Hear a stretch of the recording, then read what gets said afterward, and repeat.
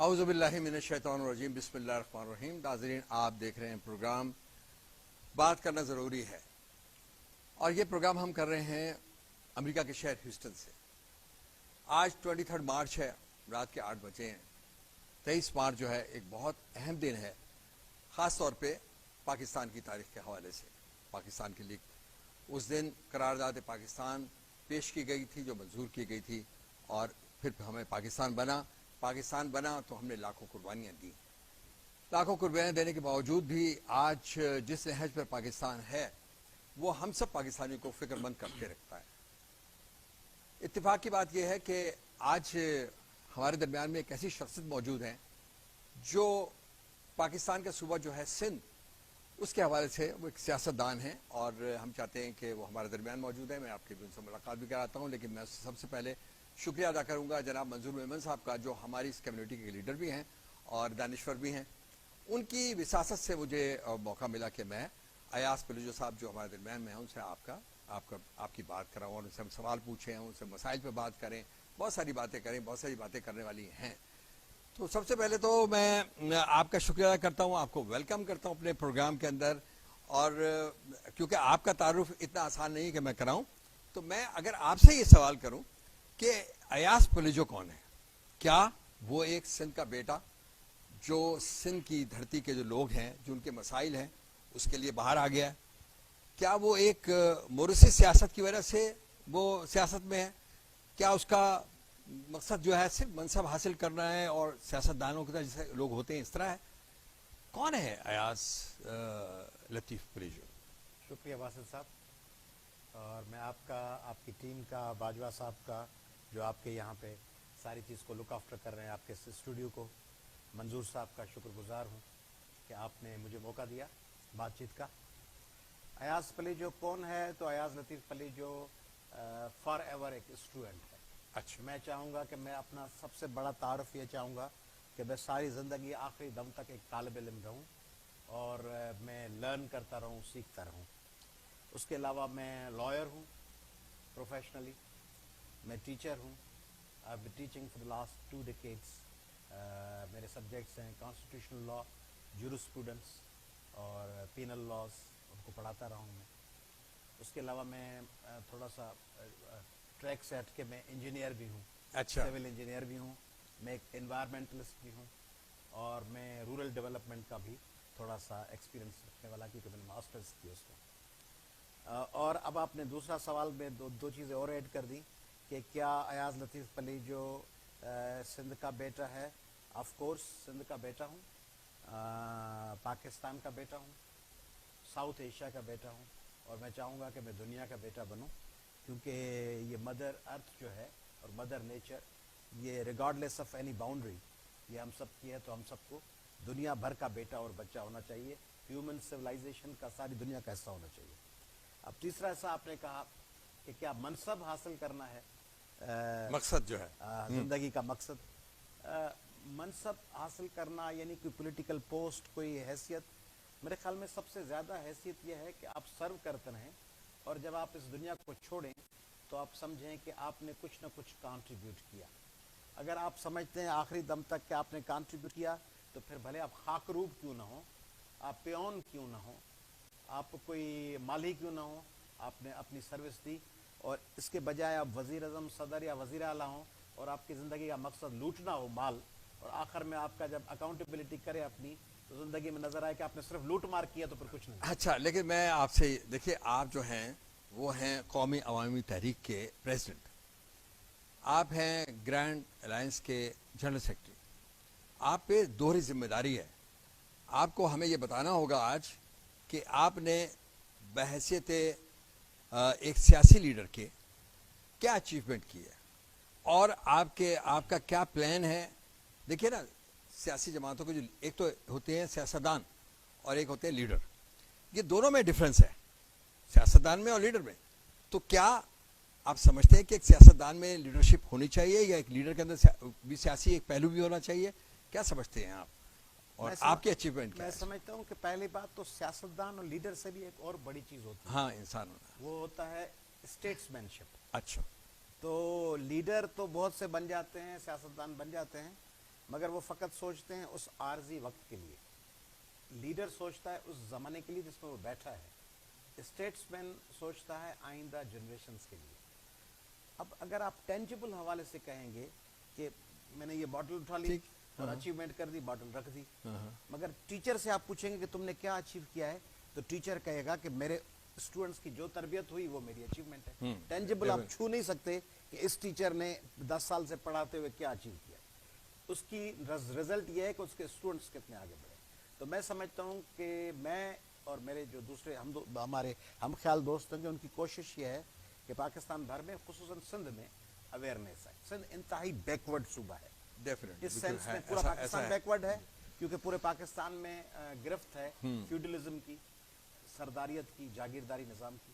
کے پی کے, بلوچستان, سندھ. اس کے لیے کیا کر رہے ہیں آپ یہ بتائیے نا. اس کے لیے ہم لڑ رہے ہیں سندھ کے ایک ایک دیہی علاقے میں جا کے, ٹرائبلزم کے خلاف, فیوڈلزم کے خلاف, جینڈر ایکولیٹی کے لیے, مائنارٹیز کے. تو کوئی اچیومنٹ آپ کی ہوئی؟ میں کہہ رہا ہوں یہی اچیومنٹ ہے نا کہ اگر پہلے 100 مرتے تھے لوگ اور اگر 100 کے بجائے 95 مرڈر ہوں تو وہ 5 مرڈر 5 زندگیاں بچائی ہم نے. 50 سرداروں کے سامنے لوگ جوتیاں رگڑتے تھے اور اب اگر 48 2 کم ہو جائیں تو یہ بھی اچیومنٹ ہے. لوگ سمجھتے ہیں کہ اچیومنٹ یہ ہے کہ منسٹر ہے اتنا پیسہ بنا لیا, یہ اچیومنٹ نہیں ہے, یہ کرپشن ہے. اچیومنٹ یہ ہے کہ آپ اپنے پسے ہوئے لوگوں کو بولنا سکھائیں, ان کو لڑنا سکھائیں, آواز دیں ان کو. اربن ایریاز جو سندھ کے ہیں, I don't know whether you know it or not, کہ سندھ کے اربن ایریاز ہمیشہ فیوڈلز کے لیے ووٹ کرتے تھے. گزشتہ 2013 اور 18 کے الیکشن سے سندھ کے جتنے اربن سینٹرز ہیں, یعنی میں کراچی کی بات نہیں کر رہا, حیدرآباد کی بات نہیں کر رہا, دوسرے ادر ڈسٹرکٹس, لاڑکانہ, دادو, شکارپور, قاسم آباد, میرپور خاص, یہاں سارے ڈسٹرکٹ ہیڈ کوارٹر سے فیوڈلز کو شکست ہوئی ہے, شہروں سے. تو یہ اویئرنیس ہے, یہ صرف میں اکیلا نہیں کر رہا, سب لوگ مل کے کنٹریبیوٹ کر رہے ہیں. آپ کی جو عوامی تحریک ہے انہوں نے اپنے کینڈیڈیٹ کھڑا کیے؟ جی. کوئی اچیومنٹ ہوئی آپ کی؟ کوئی نہیں ہوئی. اچیومنٹ یہ ہوئی ہے کہ ہم نے سبسٹینشل ووٹس لیے. سندھ کے جتنے بھی نیشنلسٹ ہیں, آپ شروع سے دیکھیں گے نا, تو جی ایم سید صاحب کھڑے ہوئے تھے ملک سکندر کے سامنے. جی ایم سید صاحب ہار گئے, ملک سکندر جیت گئے. کھڑے ہوئے تھے حیدر بخش جتوئی, وہ ہار گئے. رسول بخش پلی جو کھڑے ہوئے تھے وہ ہار گئے. جام ساکی کھڑے ہوئے تھے وہ ہار گئے. فیوڈلز کے سامنے وہ سب ہار گئے, ہم بھی ہار گئے. مگر جتنا وہ اس پہ ڈینٹ ڈالتے گئے, فیوڈل نظام کے خلاف جتنے جی ایم, مطلب آپ پر امید ہیں.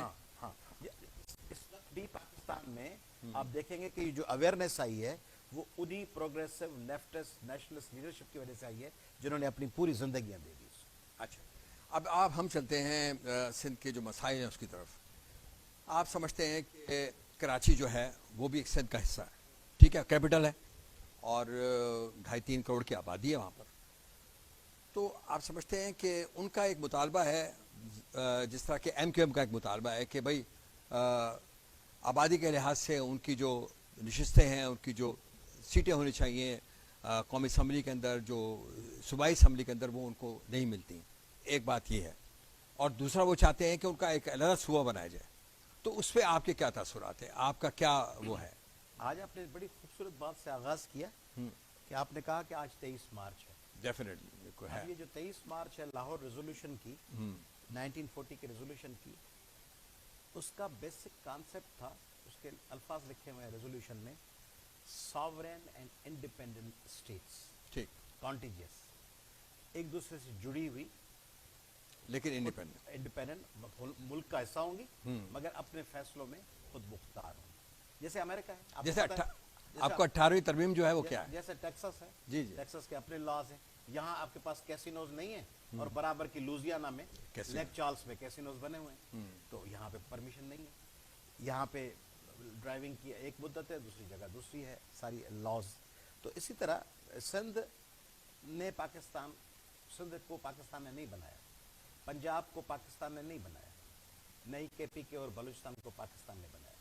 ان چاروں نے مل کر پاکستان کو بنایا, کیونکہ پہلے پاکستان 1947 سے پہلے نہیں تھا. بالکل, یہ چاروں تھے اور ہزاروں لاکھوں سالوں سے یہ تھے, اور انہوں نے مل کر پاکستان کو بنایا. تو سندھ جو ہے وہ پاکستان کی شہرگ ہے, اور اسی طرح سندھ کی شہرگ کراچی. تو اگر کوئی کہہ دے کہ بھئی سندھ کو ہم توڑ کے پاکستان سے علیحدہ کر دیتے ہیں تو پاکستان کے لوگ ناراض ہوتے ہیں, اور وہ کہتے ہیں کہ علیحدگی پسند ہیں, بھارت کے ایجنٹ ہیں, دشمن کی ہدایت پہ کام کر رہے ہیں. اسی طرح جو شخص سندھ کو توڑنے کی بات کرتا ہے اس کے لیے سندھ کے لوگوں کی یہی رائے ہے کہ جس طرح پاکستان کو توڑنے پہ رائے بنتی ہے کہ یہ بھارت اور اسرائیل کے ایجنٹ ہے، ہاں ہاں اسی طرح جو سندھ کو توڑنے کی بات کرتا ہے وہاں بھی یہی رائے ہوتی ہے سندھ کے لوگوں کی کہ یہ بھی یقیناً را کا اور اسرائیل کا ایجنٹ ہوگا، اسی لیے سندھ کو توڑنا چاہتا ہے۔ اچھا ایک بات، دوسری بات آپ نے کہا کہ کانسٹیٹوئنسیز جو ہمارے اردو بولنے والے بھائی کہتے ہیں، پہلی بات تو میں ایم کیو ایم کو اردو بولنے والوں کا ریپرزینٹیٹو بالکل نہیں سمجھتا، بالکل صحیح جس طرح میں پیپلز پارٹی کو ریپرزینٹیشن آ جاتے ہیں اقتدار میں تو عمران خان صاحب بھی ہیں، تو کیا عمران خان صاحب پورا پنجاب بن گئے؟ نہیں، ٹیمپرری ایک فیز تھا۔ کیا نواز شریف صاحب پورا پنجاب ہے؟ نہیں۔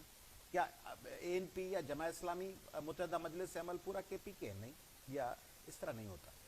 اسی طرح ایم کیو ایم آج ہے کل نہیں ہوگی، لیکن مطالبہ جو ہے وہ ان کی طرف سے میں ہے۔ اسی پہ آ رہا جی ہوں۔ تو بالکل جائز مطالبہ ہے، جتنی پاپولیشن ہمارے اردو بولنے والے بھائیوں کی ہو اتنی ان کی نشستیں ہونی چاہیے، جتنی پاپولیشن سندھی بولنے والے بھائیوں کی اتنی نشستیں ہونی چاہیے، بلکہ جس شہر کی جتنی جینوئن، ایگزیجریٹڈ نہیں، جھوٹے ٹھپے مار کے ہاں، بالکل۔ اعداد و شمار ایک فلیٹ پہ 200 گھر دکھانے والے نہیں، جینوئنلی جتنی آبادی ہونی چاہیے وہ ہونی چاہیے۔ اور اردو بولنے والے تو ہمارے بھائی، ہمارا حصہ ہیں، تو اگر ان کی 4 نشستیں زیادہ ہوں گی یا 2 کم ہوں گی تو ہمیں کیا تکلیف؟ ہم تو خوش ہوں گے کہ ہم سب بھائیوں کی نشستیں کم ہو رہی ہیں یا بڑھ رہی ہیں، یہ ہمارا یونائٹڈ اسیٹ ہوگا۔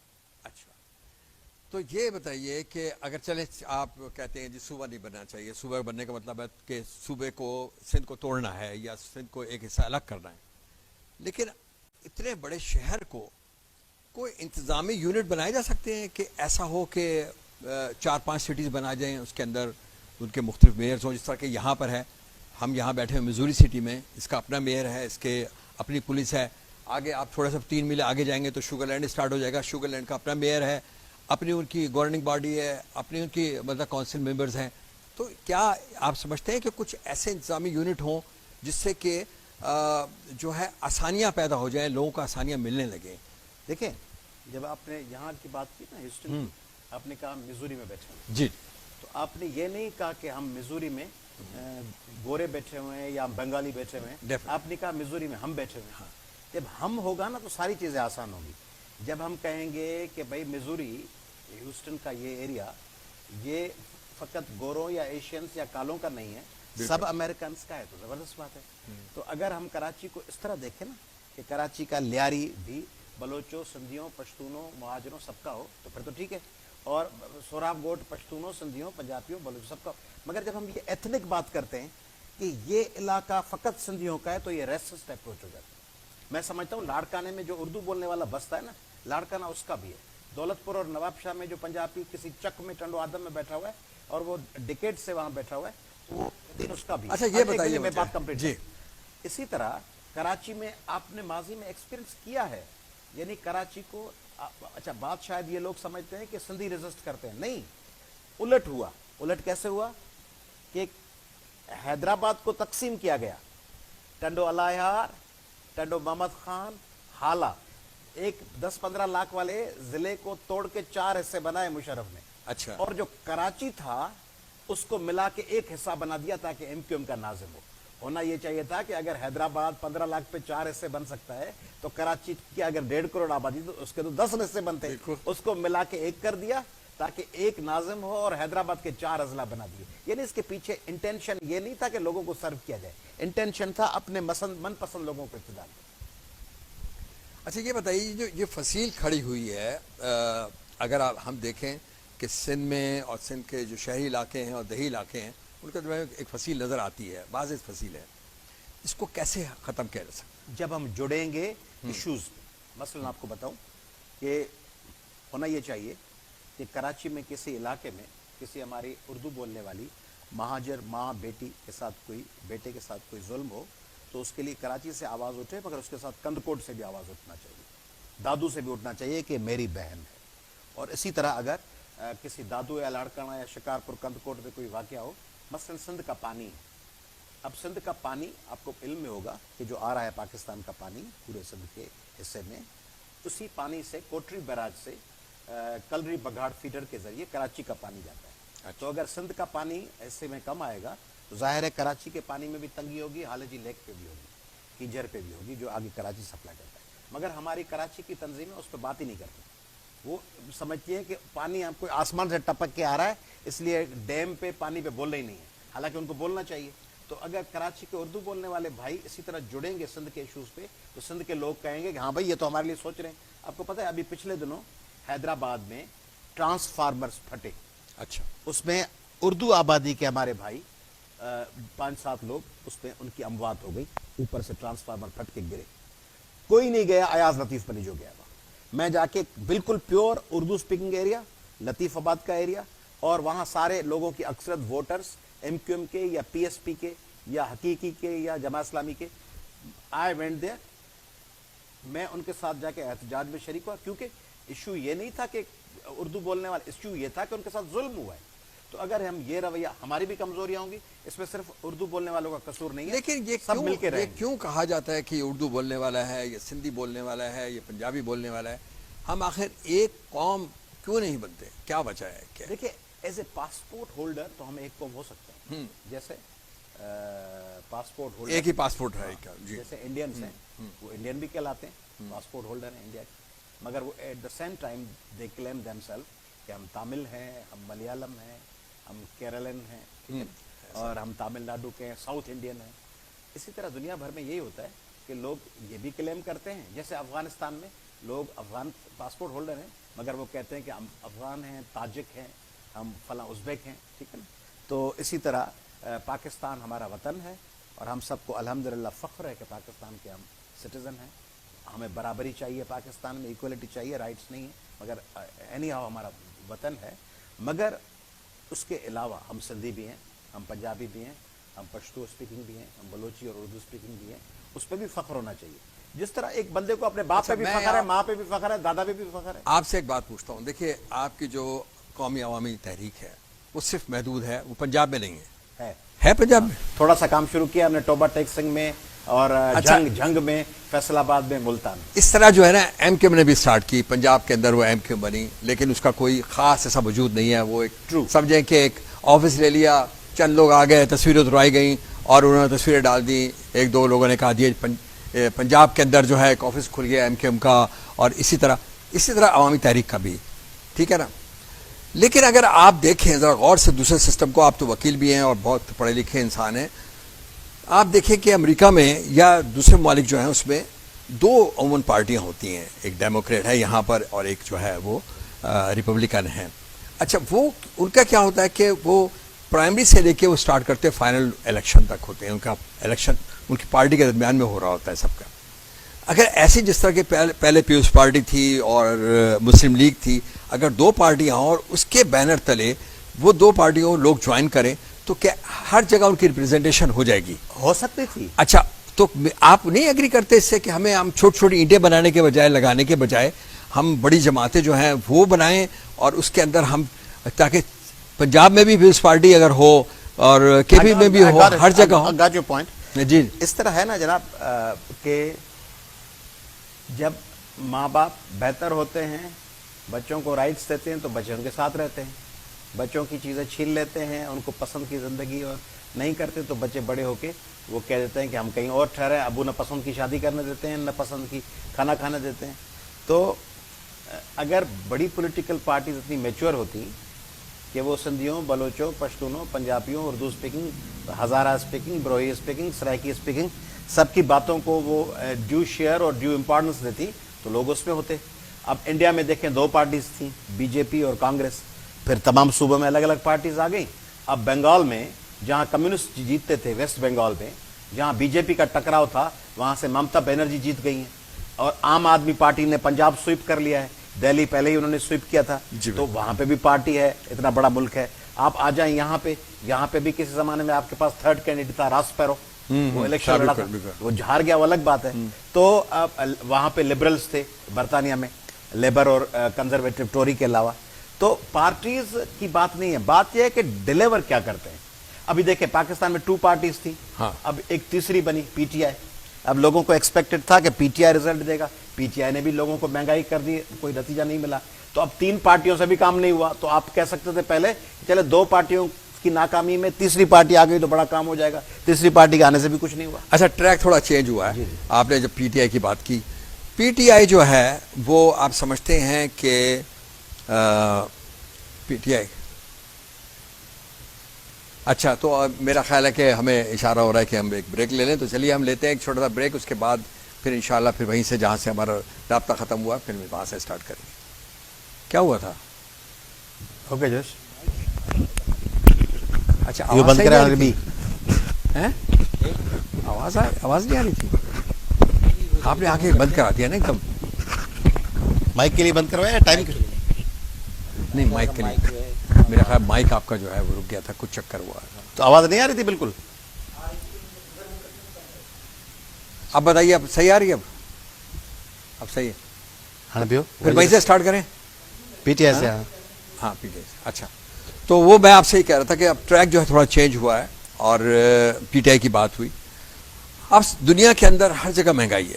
آپ یقین کریں کہ اس ہیوسٹن شہر کے اندر ہر چیز جو ہے نا, جبکہ یہ ایک بہت امیر ملک بھی ہے اور یہاں پر ہر چیز وافر مقدار کے اندر ہے, ڈیولپ کنٹری ہے, لوگوں کو روزگار میسر ہے, بہت ساری چیزیں ہیں, اس کے باوجود بھی لوگوں کی چیخیں نکل رہی ہیں مہنگائی کی وجہ سے. یہ پوری میرا خیال ہے کہ ورلڈ وائڈ ہوا ہے ایسا کوویڈ کے بعد. تو آپ سمجھتے ہیں کہ اس کے اندر جو ہے وہ عمران خان کی نالائکی شامل ہے, یا پھر یہ ہے کہ وہ کون سے ایسے حالات ہیں کہ جو بہت مہنگائی ہو گئی ہے پاکستان کے اندر, اور کیا اس کی وجہ؟ پرابلم یہ بھی ہے کہ عمران خان کو کچھ چیزیں ورثے میں ملی ہوں گی, مگر آپ کیا یہ کہہ سکتے ہیں کہ آپ کسی چیز کے لیے کلیم کریں, آپ کرکٹ کی ٹیم کے کیپٹن بن جائیں, پھر آپ کہیں کہ ہماری ٹیم اس لیے ہار رہی ہے ہاکی کی, ساکر کی, کیونکہ پہلے والے بھی ہارتے تھے اس لیے اب ہم بھی ہار رہے ہیں. بھئی آپ تو اس کلیم کے ساتھ آئے تھے نا کہ اب آپ ورلڈ کپ جیتیں گے.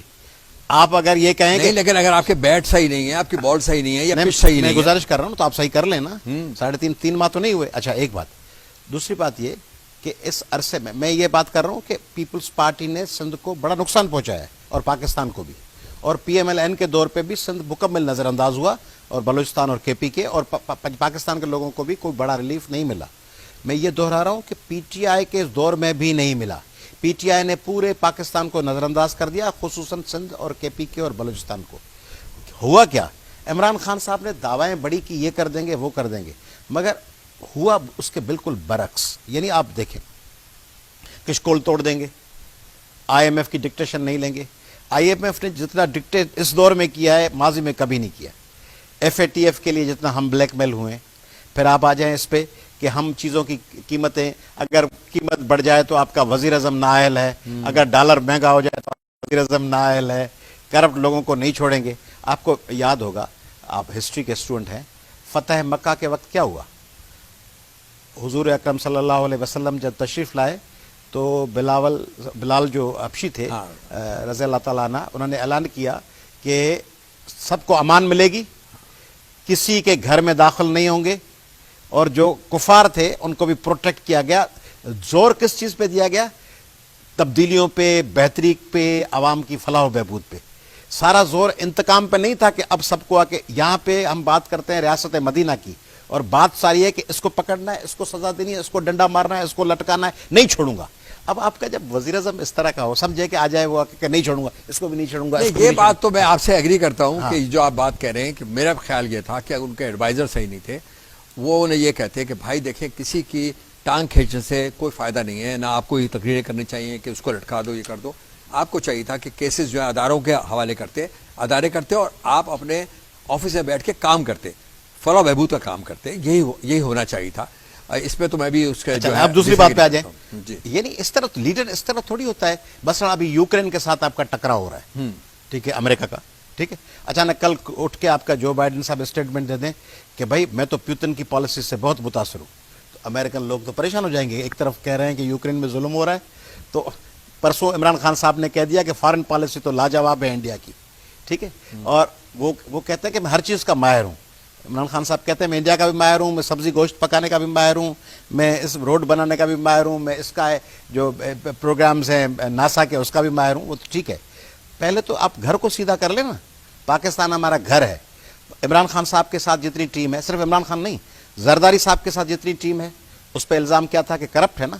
عمران صاحب کے ساتھ ٹیم ہے, اس پہ بھی الزام ہے کرپشن کا, نہیں ہے, سارے لوگ ہیں, وہی لوگ ہیں نا, وہی لوگ آپ کو بنڈل میں پیک کر کے وہی کندھے پہ ایک بندہ نیا لا دیں, بندے کے پشت پہ وہی ڈرگز اور منشیات اور ہیروئن لدی ہوئی ہو, اور وہ کہے میں صاف ستھرا بندہ ہوں. بھائی وہ گٹھڑی تو وہی اتار لی ہے جو پہلے والے ڈرگ مافیا کا بندہ گٹھڑی لے کے جا رہا تھا.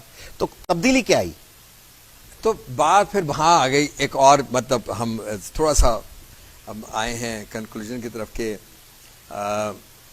اسٹیبلشمنٹ جو ہے اس کا کردار زیادہ ہے پاکستان کی سیاست میں. مجھے جو اسمیل ہو رہی ہے آپ کی بات میں اسٹیبلشمنٹ کا بھی ہے. مثلا اسٹیبلشمنٹ ڈومیننٹ تھی آپ پہ, مگر کچھ ادوار ایسے تھے جہاں اسٹیبلشمنٹ سے پولیٹیکل لیڈر زیادہ طاقتور تھے. اچھا ٹھیک ہے, اس زمانے مثلا محمد علی جناح کے زمانے میں تو جنرل ظاہر ہے وہ تو کوئی ایسے فاؤنڈر تھے. لیاقت علی خان جب آئے تب وہ بھی طاقتور تھے.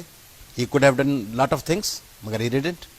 اچھا اس کے بعد غلام محمد بہت پاورفل تھے, ملک غلام محمد جو گورنر جنرل تھے.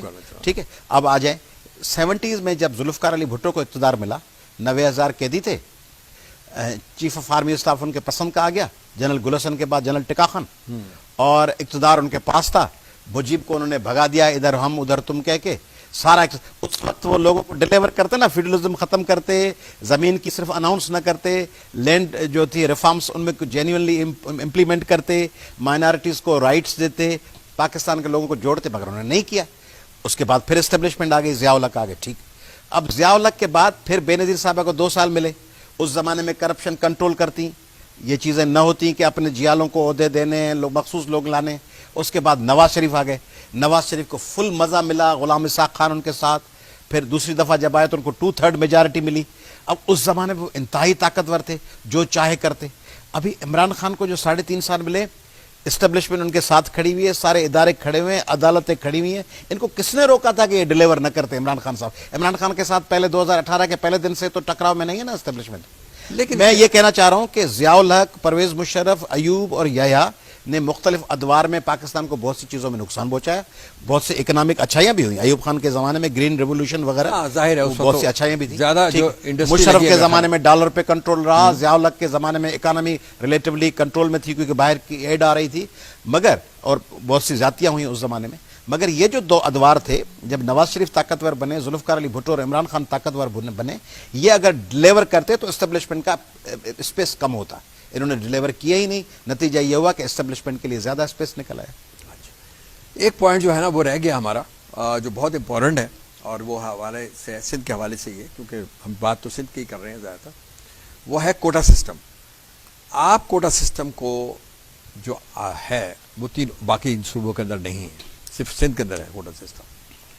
اس کو آپ کس نظر سے دیکھتے ہیں؟ آپ کو پہلی بات تو یہ کہ صرف سندھ میں نہیں ہے. جو فاٹا ہے, کشمیر ہے, نادرن ایریاز ہیں, ان کے لیے ریزرو سیٹس ہیں تمام صوبوں میں. اور دوسری بات کہ یہ اس کا آغاز پاکستان سے نہیں ہوا ہے. یہ جب یونائٹڈ انڈیا تھا تب لیاقت علی خان صاحب لائے تھے ریزرو سیٹس یو پی سی پی کے لیے. اور پھر جب پاکستان آیا, ایویکیو لاز آئے, تب بھی لیاقت علی خان صاحب لے کے آئے کہ جو وہاں سے مائیگریٹ کر کے 47-48 کے بعد آئیں گے ان کے لیے بھی ریزرو سیٹس رکھی گئیں. جابز میں ان کے لیے مکان اور رہائشیں بھی رکھی گئیں, ان کے لیے گنجائش جابز میں بھی رکھی گئی. پھر بھٹو صاحب کے دور میں آیا. میں کوٹا سسٹم کے حق میں نہیں ہوں. اچھا, میں سمجھتا ہوں ساری چیزیں میرٹ پہ ہوں, مگر اس کے لیے میری ایک چھوٹی سی شرط ہے. میری یا جو بھی محب وطن لوگ ہیں پاکستان سے, سندھ سے پیار کرنے والے, وہ کہتے ہیں کہ دیکھیں امریکہ میں آپ بیٹھے ہوئے نا, تو یہاں آپ کے پاس میزوری میں بھی گیس اور پانی اور بجلی ہے, اور آپ ڈاؤن ٹاؤن ٹیکسس میں چلے جائیں, مڈ ٹاؤن میں چلے جائیں, وہاں بھی ہے. لوزیانہ میں بھی ہے تو الباما میں بھی ہے. یہ تو نہیں ہے نا کہ لوزیانہ میں لوگ پہاڑوں پہ چڑھ کے بیٹھے ہوئے آسمان کی طرف دیکھ رہے ہیں, اور کیلیفورنیا میں لوگ مزے کر رہے ہیں, کھا پی رہے ہیں. تو اگر ہم یہ کریں, اور وہ 2-5 سال میں ہو سکتا ہے کہ پیپلز پارٹی اگر سیریس ہوتی, ایم کیو ایم سیریس ہوتی, ایم کیو ایم کب سے اقتدار میں 86 سال ہو رہے ہیں, تو اگر کیا کرتے, ایک اچھی سی یونیورسٹی شکارپور میں, ایک اچھی سی یونیورسٹی تھرپارکر میں, ایک اچھی سی یونیورسٹی دادو میں, ایک اچھی سی یونیورسٹی سجاول میں, 5-7 اچھے تعلیمی ادارے, وہاں پہ ایجوکیشن کا معیار بہتر, وہاں پہ میرٹ, وہاں پہ انگلش, میتھمیٹکس, فزکس, کیمسٹری, اچھی تعلیم. کوٹا سسٹم کی ضرورت ہی نہیں تھی. اب کیا ہے کہ ننگر پارکر میں پرائمری ٹیچر جو بیٹھا ہوا ہے وہ ہے ہی نہیں, پڑھائی ہے ہی نہیں, واش روم ہے ہی نہیں, وہاں پہ بلیک بورڈ بھی نہیں ہے. اس کی بجٹ بھی کھا گئے. کون کھا گئے؟ آپ نہیں کھا گئے, میں نہیں کھا گیا, اردو سپیکنگ پنجابی پشتو نہیں کھا گئے, بلوچ سندھی کھا گئے. اس لیے دوسرے لیڈر ہے نا وہ سندھیوں کی بات ہی نہیں کرتے. مہاجر آئے گا وہ کہے گا مہاجر اچھے, سندھی خراب ہے. دوسرا پشتون آئے گا، پشتون اچھے ہیں، پنجابی خراب ہے. میں کہتا ہوں سندھ کی تباہی میں بنیادی کردار 70-80% سندھیوں نے کیا ہے. اردو سپیکنگ اور پنجابیوں نے 20% کیا ہوگا. 70% سندھ کو تباہ سندھیوں نے کیا ہے. تو اگر وہ ہماری سندھی لیڈرشپ، اور اس وقت کولیشن تھی، پیپلز پارٹی اور ایم کیو ایم تھی، یا جام صادق اور ایم کیو ایم تھے، یا نواز شریف اور ایم کیو ایم تھے، اگر وہ ان رورل ایریاز میں اچھی تعلیم، اچھی صحت دیتے تو لوگوں کا دباؤ کراچی، حیدرآباد پر نہیں پڑتا. ان بیکورڈ لوگوں کے لیے کوٹا سسٹم نہیں چاہیے ہوتا. یہ تو بات خیر ہے کہ کراچی جو ہے اس پہ جو اتنا برڈن پڑا ہے اس کی وجہ یہ تھی کہ پورٹ وہاں تھا، انڈسٹری وہاں لگی ہوئی تھی، اور وہاں پہ پنجاب کچھ نہیں سے تھا. لوگ، کے پی سے لوگ، یہاں وہاں سب جگہ سے لوگ جو ہیں کراچی آتے ہیں، اس لیے کراچی برڈن بہت پڑ گیا. اور آپ کی بات بالکل میں ایگری کروں گا آپ کے ساتھ کہ ہمیں جو ہے انٹیریئر سندھ کے اندر کالجز، اسکولز اور سب جو ہے اس کو فعال کرنا چاہیے تاکہ بچوں کو تعلیم ملے اور وہ میرٹ ہو.